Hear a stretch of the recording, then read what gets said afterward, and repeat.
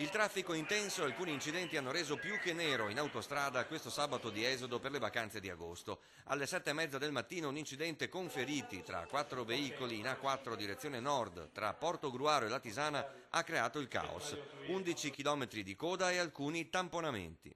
E la coda è indietreggiata e soprattutto anche la zona poi dopo fra San Donà e l'innesto col passante e quindi è stato necessario, come si fa in questi casi, bypassare per la 27 e la 28. Le società autostradali CAV e Autovie Venete hanno quindi deciso alle 10:40 la chiusura del passante di Mestre da dopo Preganziol e della tangenziale dalla Bazzera. Il traffico verso il mare è stato dirottato in A27 e A28. Riaperto il passante circa un'ora dopo, la tangenziale invece è rimasta ancora chiusa, con inevitabili code e rallentamenti.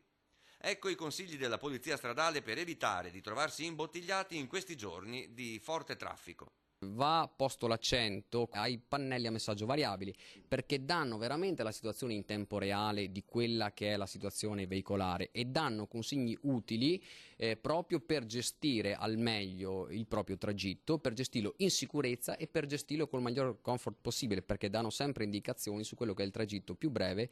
Stradale che in questo weekend ha raddoppiato il numero delle pattuglie, in particolare sulle autostrade, con massima attenzione alle aree di servizio. Perché in quei frangenti, in quei siti, la presenza della polizia stradale non solo serve come deterrente proprio per evitare i furti o comunque gli episodi delittuosi da parte di malintenzionati, ma serve anche una funzione sicuramente informativa. Tante le auto da Francia, Olanda, Germania e paesi dell'est dirette verso le nostre spiagge. Si parla di un 2,5% in più di turisti stranieri quest'anno, in calo gli italiani.